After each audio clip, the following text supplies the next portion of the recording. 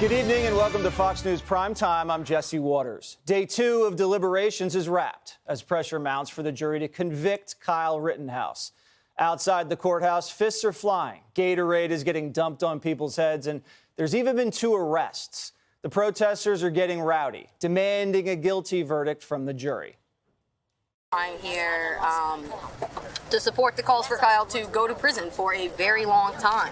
He literally crossed the state line with an assault rifle into a hostile environment. You know, you don't go to a buffet with a fork and say, I'm not hungry. We need to hope and pray to whatever God, arbitrary figure in the sky you believe in, whatever, that Kyle Rittenhouse goes to jail. These protesters and BLM activists don't care about the evidence, and they don't care about justice either. They only care about mob justice. I've said this before. This is a clear-cut case of self-defense. So what's taking so long? Why haven't the jurors reached a verdict? The speculation is they're afraid of the fallout. They're afraid that if the angry mob doesn't get its way, there's going to be a price to pay. And that's exactly what these bloodthirsty prosecutors want. And they are bloodthirsty. Today we learn that they hid evidence from the defense.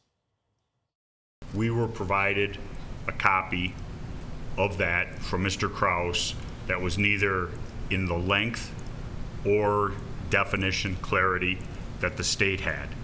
We did not get the full download that they received until Saturday of Sunday of last weekend, after all the evidence was closed. And that's a real problem. The prosecution has had no problem playing dirty for this trial, and neither's got the media. They've managed to twist this entire case, and even the judge is fed up with it.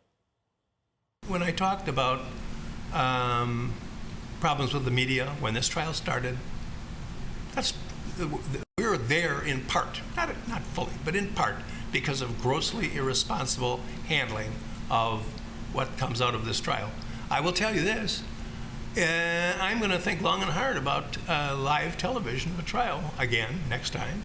It's been a fake news media circus with a kid at the center of it. But this trial is just one example of what Democrats are willing to do to take down their political opponents.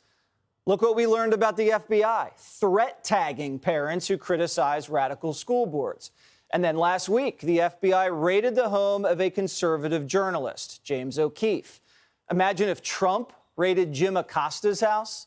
Would CNN be okay with that? Obviously not. But they're okay with all of this because that's the mission they're on, always on offense. The left doesn't care if an innocent individual's freedom's at stake. They're on a mission to destroy you and the foundation of this great nation. Anyone who gets in their path is dust. But it shouldn't be that way this time. Tonight, all eyes are on this jury and whether they'll hold the line.